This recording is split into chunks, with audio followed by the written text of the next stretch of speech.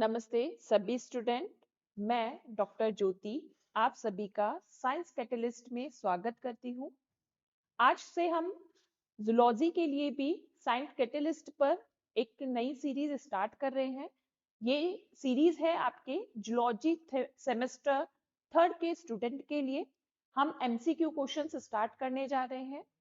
ये MCQ question उसी तरीके से इम्पोर्टेंट है जिस तरीके से आपके थ्योरी पेपर्स है, क्योंकि इनका भी वेटेज वही है जो आपके थ्योरी पेपर का है। तो अभी हम आज से थर्ड जो हमारा यूनिट है जिसमें आता है आपका protozoan disease, helminthes disease, arthropod disease and pest management, उसके कुछ इंपॉर्टेंट प्रैक्टिस के बिहाफ पर एमसीक्यू क्वेश्चंस यहाँ हमने प्रिपेयर किए हैं, जो जिनके थ्रू हम क्या करेंगे, अपने पेपर की अच्छे से तैयारी करेंगे। तो यहाँ हम जैसे टॉपिक हमारा है protozoan disease, helminthes disease, arthropod borne disease, pest and their management. तो इसके कुछ इंपॉर्टेंट क्वेश्चंस हम यहाँ पर स्टार्ट कर रहे हैं। जैसे हमारा फर्स्ट क्वेश्चन आता है, मलेरिया किस जीव के कारण होता है, या malaria is caused by which organism. तो यहाँ पर आपके ऑप्शंस दिए हुए हैं, ट्रिप्नोसोमा, एंटमीबा, प्लाज्मोडियम, लेशमानिया। वैसे तो ये सभी जो है प्रोटोजोन्स एनिमल्स हैं, और सारे के सारे प्रोटोजोन अलग अलग डिसीज क्या करते हैं, कॉज करते हैं। बट अगर हम बात करते हैं मलेरिया की, तो यहाँ मलेरिया जो कॉज करता है उसका आंसर क्या होगा आपका, प्लाज्मोडियम। तो प्लाज्मोडियम जो होता है ये सभी को पता है कि वाटर एनिमल है, और एक तरीके से मलेरिया को कॉज करने की इसकी 4 डिफरेंट स्पीशीज प्रेजेंट होती हैं, जिनके थ्रू ये क्या करता है, डिसीज कॉज करता है। नेक्स्ट क्वेश्चन अगर हम बात करते हैं, तो यहाँ पर इसका वेक्टर कौन है, यानी कि मलेरिया को ट्रांसमिट करने वाला कौन है। तो यहाँ हम देखते हैं ऑप्शंस में, option A male anopheles, option B female anopheles, culex and aedes. यहाँ पर हम देखते हैं बहुत कॉमन जो इसका आंसर आता है वो आता है फीमेल एनाफिलीज। क्या करती है, मलेरिया को ट्रांसमिटेड करती है। इट मींस इसका वाहक कह सकते हैं, वेक्टर कह सकते हैं, जो कि किसी में डिसीज में कॉज किया जाता है। नेक्स्ट क्वेश्चन में हम बात करते हैं अफ्रीकन स्लीपिंग सिकनेस।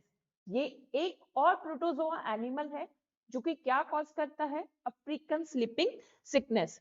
तो यहाँ पर जैसे कि अभी हमने प्लाज्मोडियम की बात करी थी, ये मलेरिया कॉज करता है।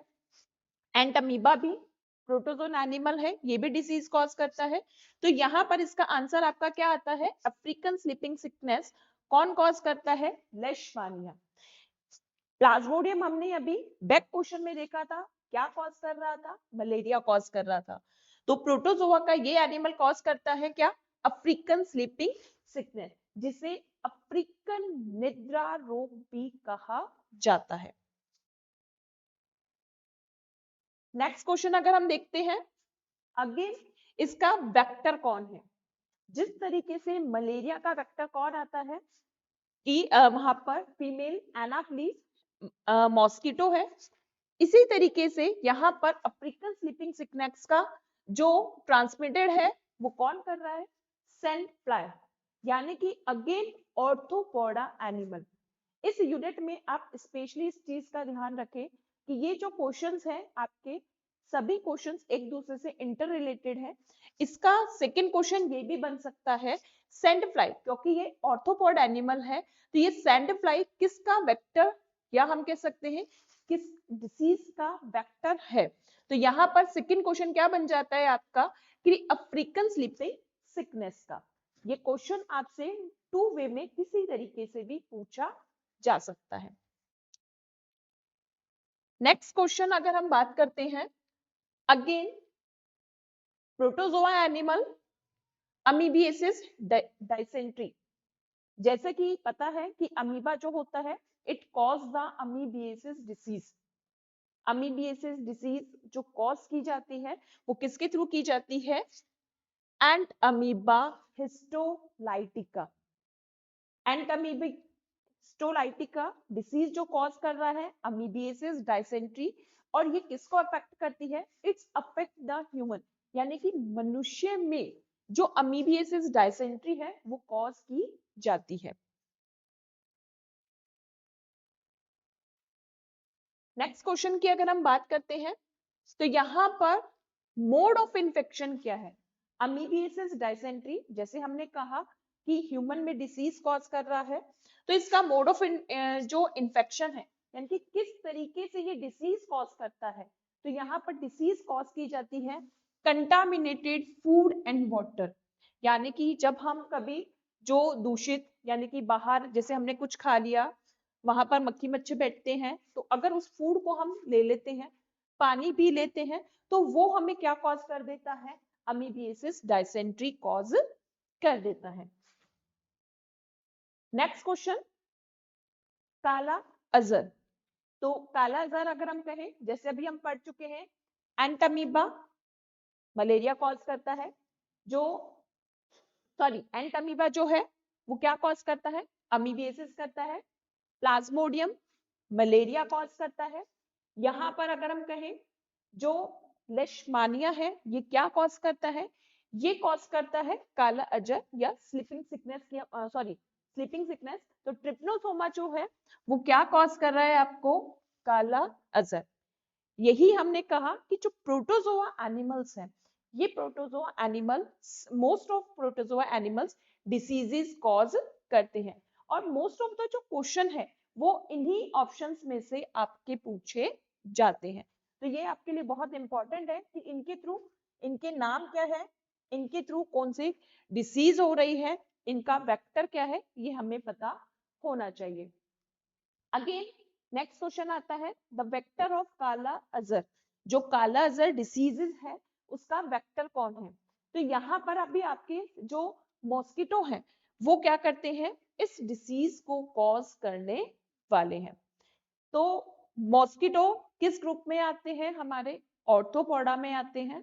तो ऑर्थोपोडा के थ्रू आपका क्या बन जाता है कि यहाँ पर प्रोटोजोआ के एनिमल्स के थ्रू भी वही क्वेश्चंस बन रहा है, और ऑर्थोपोडा के थ्रू भी क्या बन रहा है? सेम क्वेश्चंस बन रहा है। नेक्स्ट क्वेश्चन की अगर हम बात करते हैं, जो अमीबियासिस डायसेंट्री है, यानी कि अमीबियासिस जो डिसीज है वो स्पेशली ह्यूमन में किस ऑर्गन को इफेक्ट कर रही है? तो यहाँ पर अगर हम देखें, जो अमीबियासिस, जैसे कि हमने इसके इनफैक्ट जो हमारा बैक क्वेश्चन था, इस क्वेश्चन में देखिए कि हमने यहाँ पर देखा कि जो अमीबियासिस डिसेंट्री है ये किस वजह से हो रहा है? Causes by the contaminated food and water. तो इट मींस ये हमारे किसको? कंटामिनेटेड फूड से हमारा स्पेशली कौन सा ऑर्गन इफेक्ट होगा? तो यहाँ हमारा इफेक्ट होता है इंटेस्टाइन एरिया। जो भी फूड हम खा रहे हैं तो वो हमारे डाइजेस्टिव ट्रैक्ट में जा रहा है, और डाइजेस्टिव ट्रैक्ट से हमारा क्या होता है? स्पेशली इंटेस्टाइन लेवल हमारा इफेक्ट होता है। Next, sleeping sickness. तो जैसे अभी हमने देखा स्लीपिंग सिकनेस, जिसे अफ्रीकन निद्रा रोग भी कहा जाता है, स्लीपिंग सिकनेस या अफ्रीकन निद्रा रोग। तो ये क्या होता है? इसमें एक्सेसिव स्लीपिंग, यानी कि बार बार, क्योंकि ये हमारे ब्रेन को इफेक्ट कर देता है, तो ब्रेन को इफेक्ट करने की वजह से हमें मोस्ट ऑफ द टाइम क्या फील होता है कि हमें नींद आ रही है। तो ये क्या कॉज करता है? एक्सेसिव स्लीपिंग, स्लीपलेस, यानी कि ऑलवेज ऐसा लगता है कि हमें बहुत ज्यादा नींद आ रही है।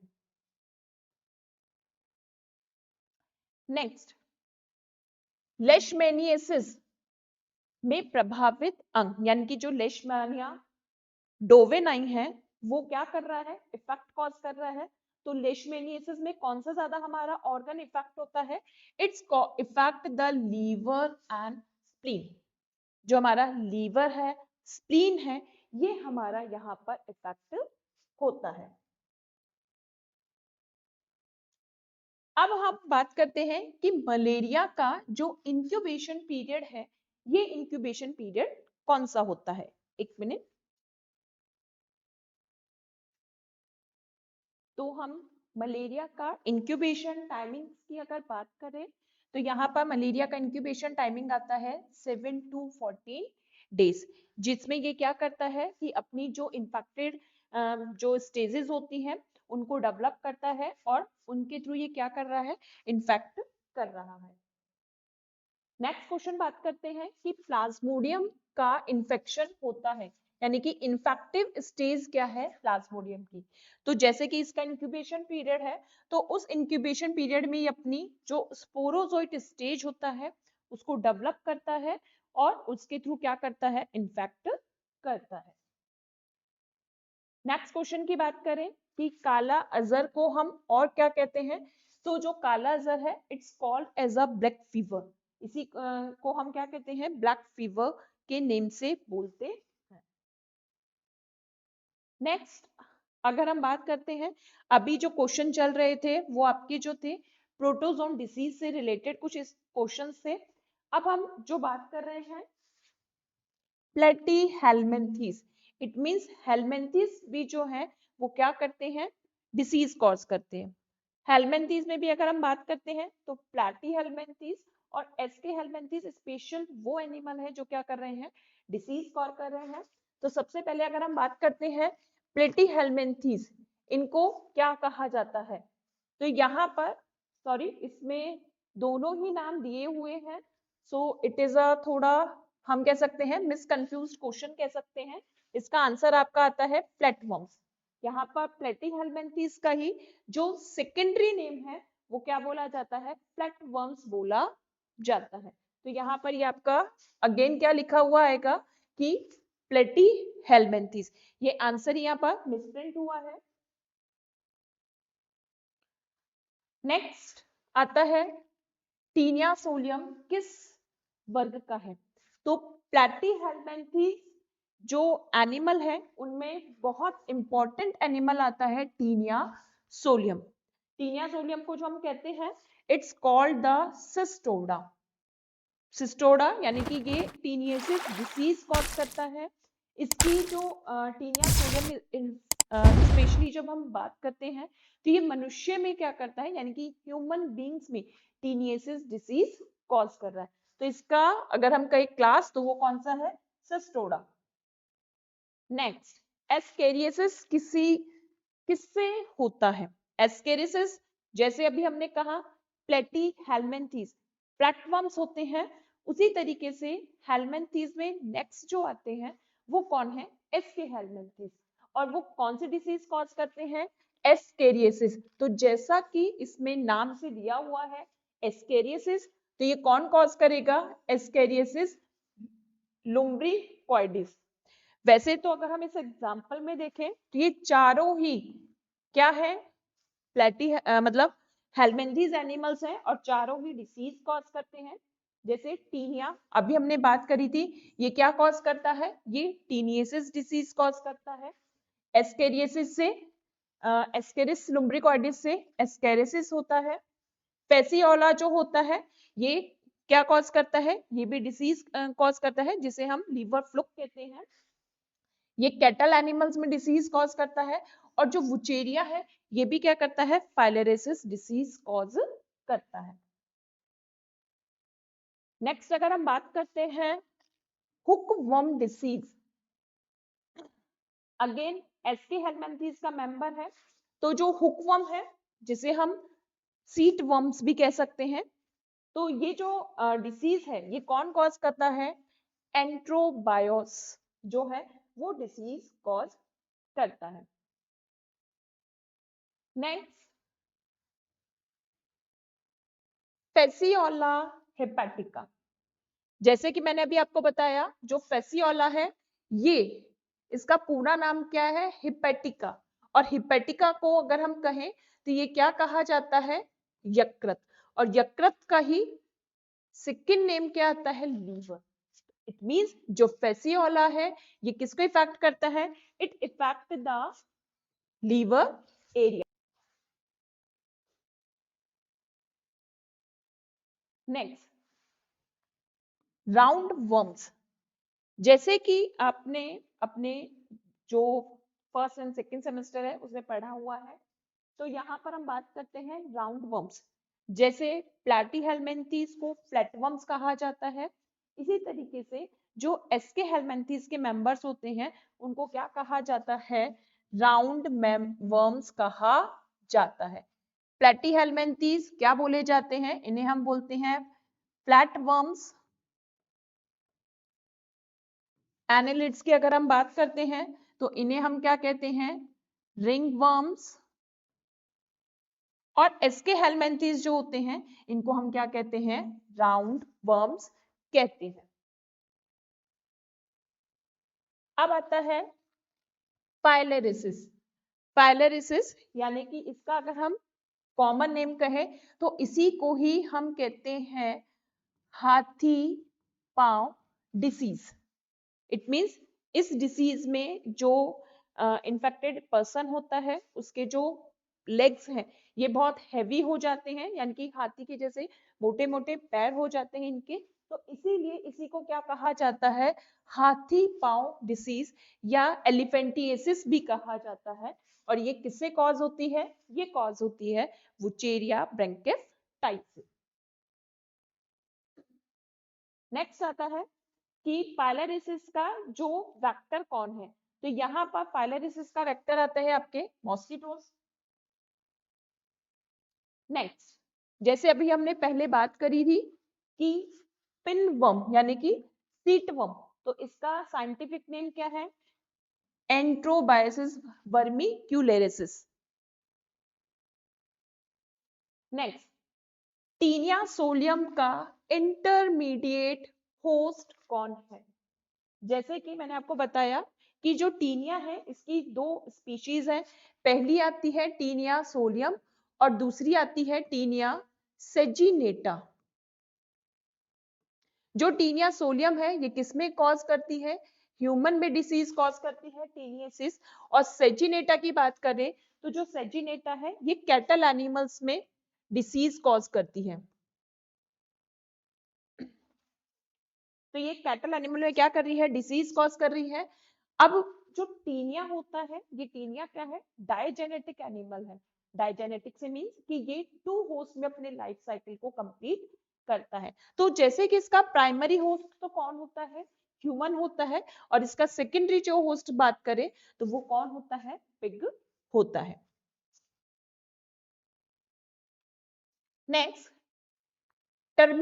जो ट्रिमेटोड्स हैं उन्हें हम क्या कहते हैं, तो प्लैटीहेल्मिन्थीज में जब हम बात करते हैं तो प्लैटीहेल्मिन्थीज को जो क्लासिफाइड किया गया है 3 क्लासेस में किया गया है, जिसमें आपका आता है सिस्टोडा, ट्रिमेटोडा। तो सिस्टोडा जो हमने पढ़ा वो कौन है, आपका टीनिया सोलियम है। तो ट्रिमेटोड जो आते हैं उनमें कौन आएगा, आपके फ्लुक्स आते हैं। नेक्स्ट, टिक किस वर्ग के सदस्य हैं, तो जैसे कि मैंने आपसे कहा कि जो टिक है ये आपके आते हैं ऑर्थोपोड एनिमल्स में।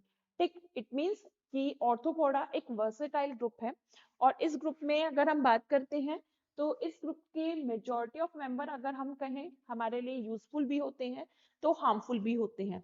तो जो टिक्स होते हैं ये एक तरीके से हमारी पूरी की पूरी क्रॉप्स को क्या कर देते हैं, इम्पैक्ट कर देते हैं, या हम कह सकते हैं डिस्ट्रॉय कर देते हैं। तो ये जो आते हैं हमारे टिक स्पेशली, ये स्पेशली आते हैं हमारे मायरेपोडा एनिमल्स में।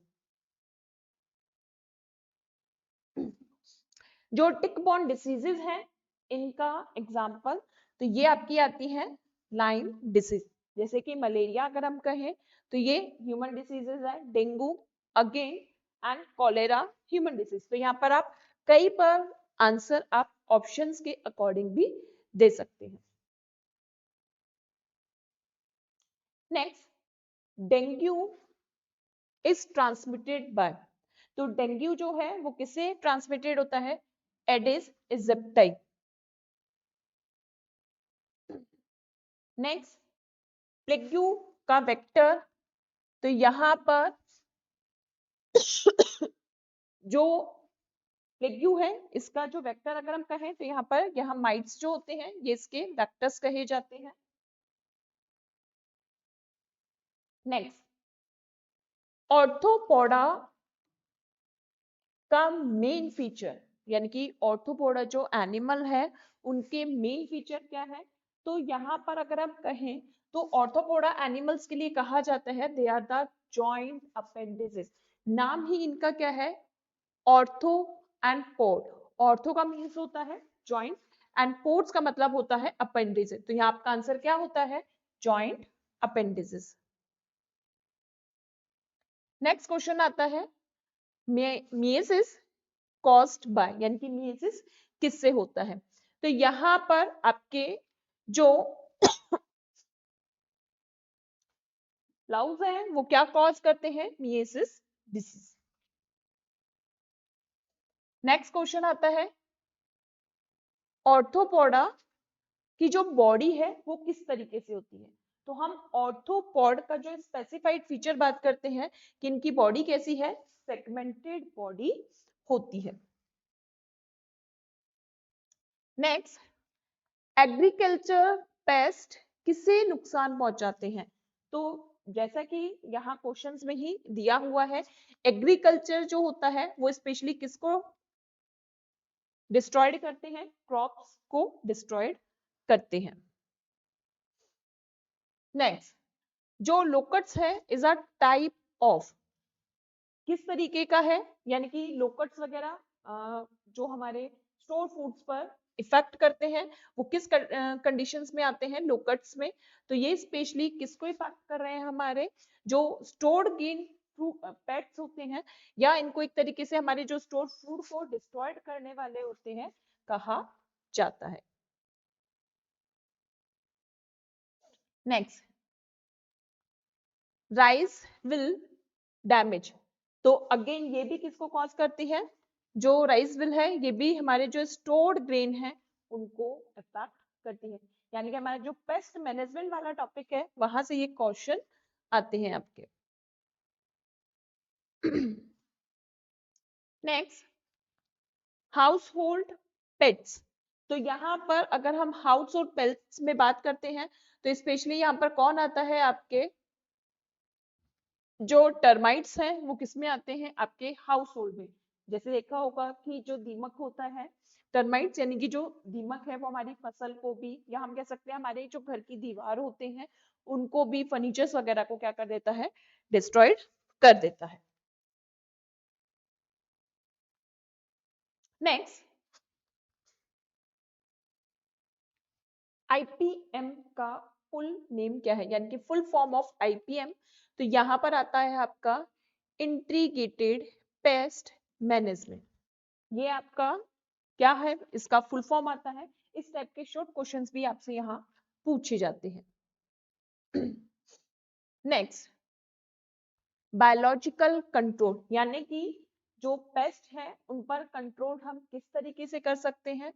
तो यहाँ पर बायोलॉजिकल क्या होगा कि पेस्टिसाइड्स का यूज करना, या हम कह सकते हैं lady bird beetle eating aphids को इंजेक्ट करना, क्रॉप बर्न करना, या रेडिएशन। तो यहाँ आपका आंसर क्या होगा? पेस्टिसाइड, कि हम किस तरीके से हमारी क्रॉप्स को डिस्ट्रॉयड होने से बचा सकते हैं। नेक्स्ट आपका आता है केमिकल पेस्ट कंट्रोल में किसका यूज किया जाता है? तो यहाँ पर केमिकल्स में अगर हम बात कर सकते हैं तो यहाँ पर क्या होगा? केमिकल्स में इंसेक्टिसाइड्स, कि हम जो क्रॉप है उसको बचाने के लिए किस तरीके से हम हमारी फसल को बचा सकते हैं। तो हम जो भी मतलब हम कह सकते हैं कीटनाशक या पीड़कनाशी हम जो उन पर छिड़काव करते हैं तो स्पेशली उसके लिए क्या आता है? Insecticides. Next, store grain pets का यहाँ पर अगर हम एग्जाम्पल की बात करें तो स्टोर ग्रेन पेस्ट जो होंगे आपके वो क्या होगा इस पर? तो यहाँ पर जो स्टोर ग्रेन पेट्स है ये इसका आंसर क्या आता है? जो विल होते हैं ये आपके स्टोर ग्रेन पेट्स होते हैं। नेक्स्ट, एफिड जो है वो किसको इफेक्ट करते हैं? तो जो एफिड्स वगैरह हैं ये हमारे स्पेशली जो हमारे स्टोर्ड ग्रेन होते हैं उनको इफेक्ट करते हैं और इनको क्या कर देते हैं? खराब कर देते हैं। नेक्स्ट आता है जो पेस्ट मैनेजमेंट है इसका मुख्य उद्देश्य क्या है? कि हम जो पेस्ट कंट्रोल करते हैं उसका मेन हमारा मोटिव क्या आता है? तो यहाँ पर हम एक तरीके से हम किस वजह से इकोनॉमिक कंट्रोल्ड के लिए हम ये नहीं चाहते कि जो, क्योंकि ऑर्थोपॉड एनिमल्स हमारे लिए यूजफुल भी हैं, और अगर ये नहीं होंगे, या हम कह सकते हैं हमारे जो जियोलॉजिकल साइकिल होता है उसके लिए बहुत इंपॉर्टेंट होते हैं, तो इसलिए हम इनसे क्या करते हैं, इकोनॉमिक कंट्रोल के लिए हम पेस्ट मैनेजमेंट यूज करते हैं। नेक्स्ट आता है कल्चरल मेथड का एग्जाम्पल क्या है, कि हम किस तरीके से जो इंसेक्ट्स वगैरह हैं उनको कंट्रोल कर सकते हैं। तो जो क्रॉप रोटेशन मेथड होता है उसके थ्रू हम क्या कर सकते हैं, जो हमारा कल्चरल मेथड है उसको यूज कर सकते हैं। नेक्स्ट आता है आपका पेट्स कहलाते हैं, कि जो एक ऑर्गेनिज्म है उसको पेट्स क्यों कहा जाता है। तो ये क्या है, ये हमारे लिए पेट्स जो है वो एक तरीके से जो रिसोर्सेस के बिहाफ पर ये यूज किए जाते हैं। नेक्स्ट यहाँ पर रोडेंट पेट्स, तो रोडेंट्स में कौन आता है, आपके रेट्स जो होते हैं वो रोडेंट्स एनिमल्स में आते हैं। नेक्स्ट स्टोर ग्रेन पेट्स के नियंत्रण की कौन सी विधि उपयोग होती है। स्टोर जो ग्रेन होते हैं तो उनके लिए हम क्या यूज कर सकते हैं, तो यहाँ पर इनके लिए फ्यूमिगेशन जो मेथड होता है वो यूज किया जाता है। नेक्स्ट पेस्ट कंट्रोल स्ट्रेटेजीज कौन सी है, कि सबसे ज्यादा जो इफेक्टिव पेस्ट कंट्रोल है वो कौन सी आती है। तो इसमें हम कौन कौन सी, यानी कि इंटीग्रेटेड पेस्ट मैनेजमेंट को यहाँ इन्वॉल्व करते हैं। तो थैंक यू स्टूडेंट, ये आपके लिए जो हमारी बीएससी सेमेस्टर थर्ड की यूनिट थर्ड के कुछ क्वेश्चन थे जो हमने आपके लिए प्रैक्टिस के लिए बनाए थे, तो इनके थ्रू आप इन क्वेश्चंस के थ्रू आप क्या कर सकते हैं, अपनी प्रैक्टिस कर सकते हैं। Thank you students.